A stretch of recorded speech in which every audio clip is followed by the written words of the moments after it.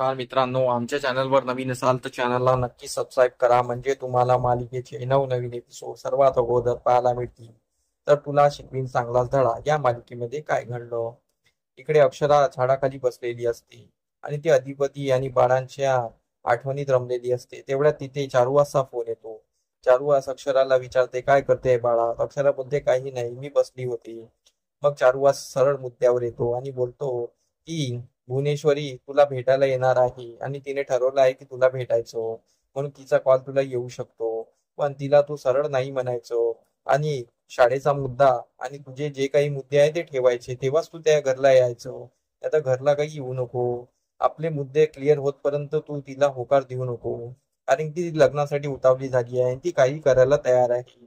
म्हणून आपली बाजू ही मांड आणि समक्षपणे मांड आणि तिच्या जे काही प्रश्नाला प्रत्युत्तर दे आणि तुझं जे काही म्हणणं आहे ते खरं करून दाखव. आणि शाळेबद्दल तर विषय सोडूच नको आणि शाळेबद्दल तू अट ठेव आणि मगच घरी ये, असं तो तिला सांगत असतो. तेवढ्यात तिथे अक्षराला भुवनेश्वरीचा कॉल येत असतो. अक्षरा बोलते, भुवनेश्वरी मॅडमचा कॉल येत आहे, मी तुमच्याशी नंतर बोलते. तर चारुवास तिला समजवतो आणि कॉल ठेवतो.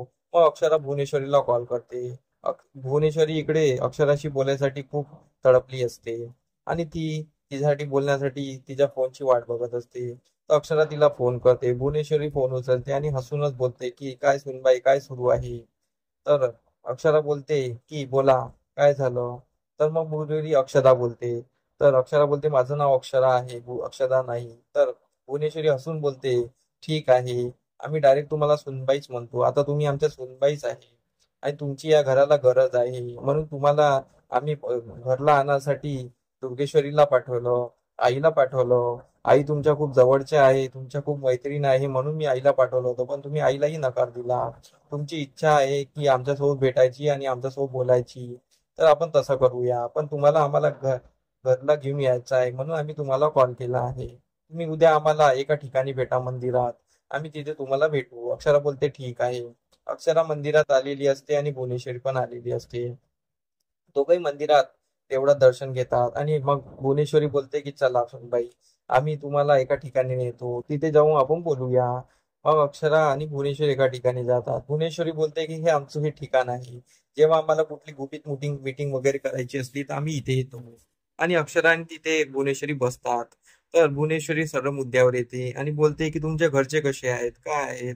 घरच्यांची सर्व विचारपूस करते आणि बोलते की आम्ही तुम्हाला घरला घ्यायसाठी इथे आलेलो आहे, तुमचा मुद्दा काय आहे तू मांडा, आम्ही तुमचं ऐकायलाच आलेलो आहे. तुम्ही आईला वगैरे वापस पाठवलं, तुम्हाला आमच्याशी बोलायचं होतं ना, बोला, आम्ही तुमच्यासोबत बोलायला तयार आहे. तुमचे जे काही मुद्दे आहेत तुम्ही मांडा.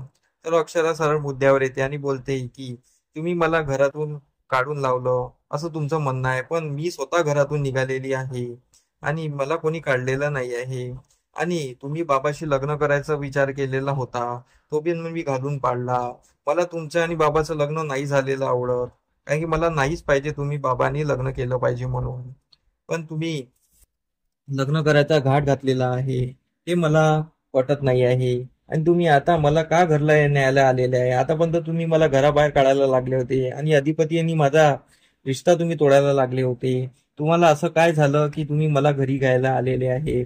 आणि अधिपती आणि माझ्या मधामध्ये किती तुम्ही कारस्थान केली, कारस्थानवर कारस्थान, एक कारस्थान संपलं की दुसरं कारस्थान, कारस्थानवर कारस्थान करत राहिले.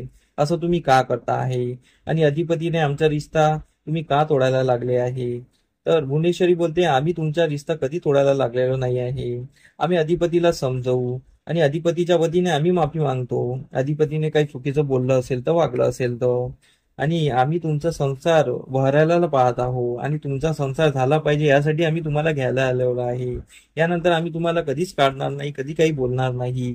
तुम्ही घरला चला. अक्षरा बोलते की मी घरी का येऊ, मी माझ्या मताने घरातून निघालेली आहे, तुम्हालाच मी या घरात नव्हती नव्हती पाहिजे ना, मग मी निघाली त्या घरातून, मग आता तुम्ही मला घरला का घ्यायला आलाय, तुम्ही मला मुद्दा सांगा. भुवनेश्वरी तिच्या एकदम शांतपणे ऐकत असते. इकडे अधिपती घरी चहा पित असतो आणि तो अक्षराच्या आठवणीत रमलेला असतो. तेवढ्यात तिथे ओमकारचा कॉल येतो. ओमकार त्याला सांगतो की तुझ्या वतीने मी अक्षरा वहिनींना सर्व सांगितलं की तुम्ही शाळेचा मुद्दा ठेवा आणि त्यानंतरच तुम्ही घरी या. तर अधिपती म्हणतो, हो.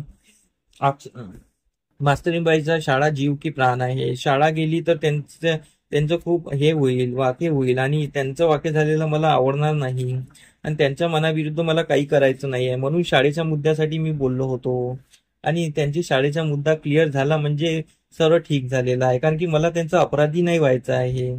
तेवढे तिथे आजी येतात.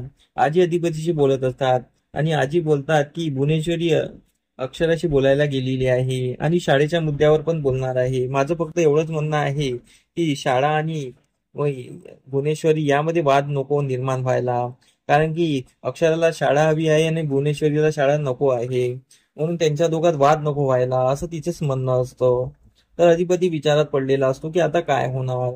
आणि इथेच आजचा भाग संपतो. पुढील भागात आपल्याला हे पाहणं रंजक ठरणार आहे की भुवनेश्वरी अक्षराच्या अटी मान्य करते का आणि अक्षराच्या अटी मान्य झाल्यावर अक्षरा घरी येणार का आणि अधिपतीचं जे म्हणणं आहे ते खरं होणार का, हे आपल्याला समीप भागात पाहणं रंजक ठरणार आहे. तर आमचा एपिसोड कसा वाटला आम्हाला कमेंट करून नक्की सांगा.